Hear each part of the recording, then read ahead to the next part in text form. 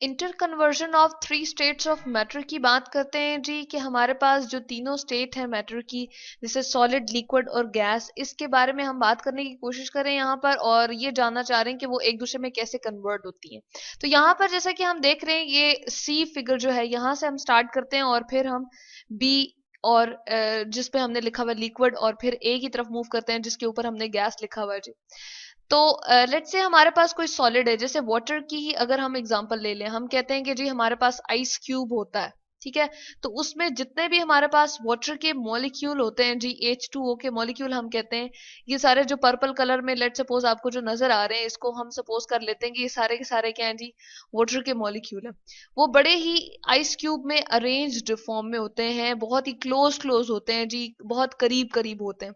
और ये मॉलिक्यूल इतने करीब करीब होते हैं कि इनमें सिर्फ टू और फ्रो मोशन की इनमें एबिलिटी होती है, यानी कि सिर्फ हल्का सा आगे और पीछे। जैसे हम कहें कि ये मॉलिक्यूल है, ये थोड़ा सा आगे मूव करेगा और इसी तरह से थोड़ा सा पीछे मूव करेगा। बहुत ही कम स्पेस इनके पास होती है, जगह बहुत कम होती है इनके पास। जो सॉलिड्स होते हैं, इनके मॉलिक्यूल्स के दरमियान हम कहते हैं कि स्पेसेस बहुत कम होती हैं, इसलिए इनके अंदर जो मूवमेंट की एबिलिटी है, जिसको हम एक कुव्वत भी कहते हैं, जिसको हम एक एनर्जी भी कह सकते हैं जी, वो हमारे पास क्या है, काइनेटिक एनर्जी है।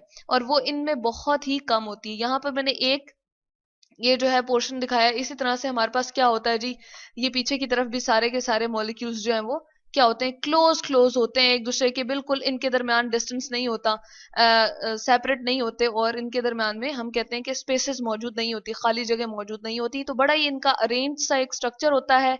यही वजह है कि इनका एक फिक्स्ड वॉल्यूम होता है। वॉल्यूम क्या होता है जी, जितनी भी जगह एक हमारे पास कोई भी मेटल जो है वो घेर रहा होता है, उसको हम वॉल्यूम कहते हैं जी। तो ये जितनी जगह घेर रहा है, यहाँ पर भी मीटर में अगर हम इसको मेजर कर लें, जैसे यूनिट हम लेते हैं, घर में आटा या चीनी वगैरह लेकर आते हैं, तो इतने किलोग्राम हम कहते हैं कि जी इतने हमारे पास केजी है, तो ये हमारे पास मीटर।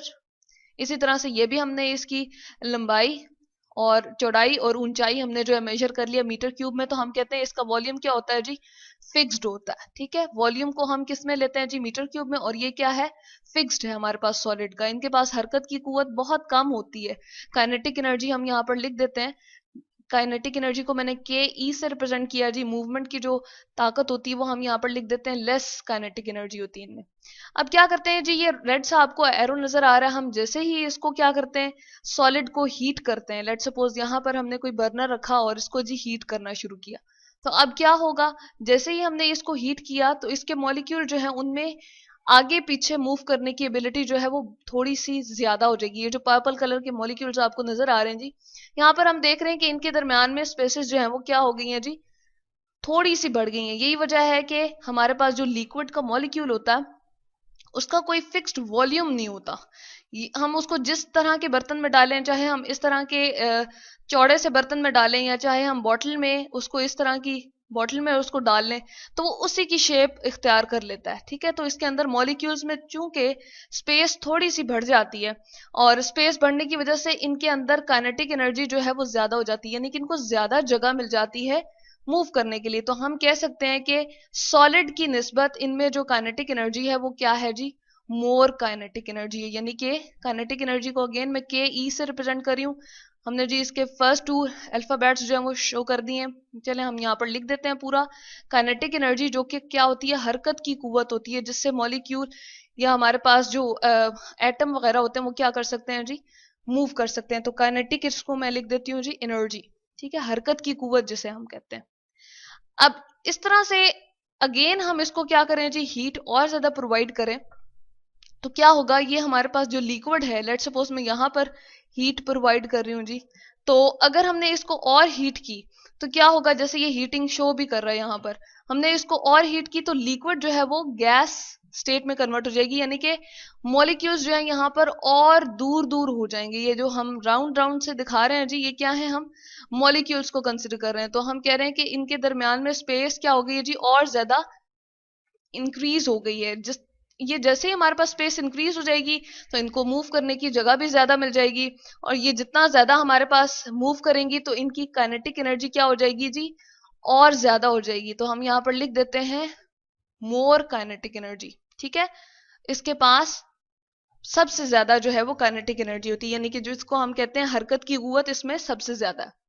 तो यही वजह है कि अगर हम कहें कि सॉलिड से जो लिक्विड की तरफ हमने इसको कन्वर्ट किया था, हीट किया था, ठीक है, हीट करके जिसको हमने कन्वर्ट किया था लिक्विड के अंदर, तो इस पॉइंट को, जिस पॉइंट पे ये सारे के सारे मॉलिक्यूल्स जो हैं सॉलिड के लिक्विड के अंदर कन्वर्ट हो जाते हैं जी, इसको हम क्या कहते हैं, मेल्टिंग पॉइंट, ठीक है।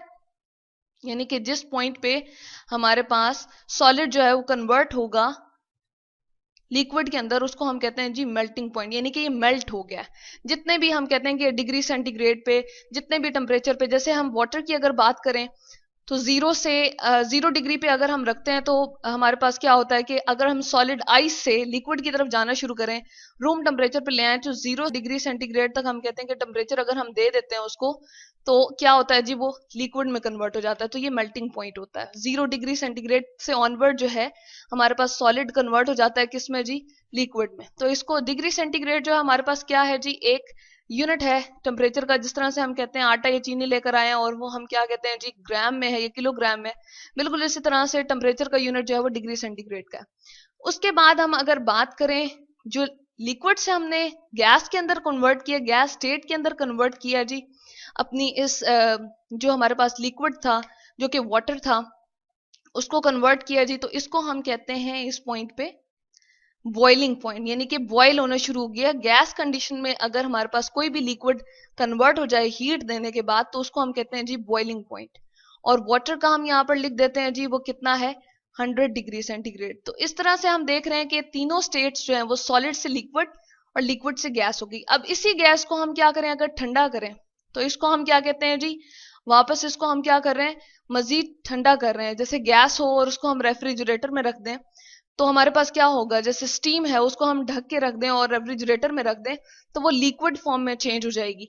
तो इसको हम कहते हैं जी, ये हमने प्रोसेस किया है कंडेंसेशन, ठीक है, कंडेंस कर दिया, उनको करीब करीब कर दिया मॉलिक्यूल्स को, इसको कहते हैं जी कंडेंसेशन। अगर हम उसको कूल करते हैं, जो कि हमारे पास गैस स्टेट थी उसको हमने लिक्विड फॉर्म में चेंज किया है कूल करने की वजह से, तो उसको हम कहते हैं कंडेंसेशन का प्रोसेस। और अगर हम इसको क्या करें जी, लिक्विड स्टेट को सॉलिड स्टेट में चेंज करें, जिस तरह के वाटर है लेट सपोज, और उसको हम क्या बना रहे हैं जी, आइस बना रहे हैं, तो इसको हम कहते हैं फ्रीजिंग। यानी कि हम उसको क्या करें, जमा रहे हैं, ठीक है। तो ये जम जाता है इस टेम्परेचर पे हमारे पास जो लिक्विड होता है, ठीक है। फ्रीजिंग हम इस प्रोसेस को कहते हैं जी, लिक्विड अगर हमारे पास सॉलिड में चेंज हो जाए। तो ये है जी कन्वर्जन हमारे पास तीनों स्टेट्स की, सॉलिड से किस तरह से लिक्विड और लिक्विड से गैस, और फिर हम बैक गैस से लिक्विड में जाते हैं और लिक्विड से फिर हम किस में चेंज कर देते हैं जी, सॉलिड में। ये हमारे पास 4 प्रोसेस हैं जी। पहले अगर सॉलिड से लिक्विड में कन्वर्ट हो तो उसको मेल्टिंग पॉइंट कहते हैं, और इस तरह से लिक्विड से अगर गैस में हमारे पास कन्वर्जन हो रही हो तो इसको हम क्या कहते हैं जी, बॉइलिंग पॉइंट। और अगर हम गैस से क्या करें, ठंडक पहुंचा के उस गैस को, उसके मॉलिक्यूल को करीब करीब कर दें, तो इसको हम कहते हैं जी लिक्विड फॉर्म में चेंज हो गया, और वो कंडेंसेशन है।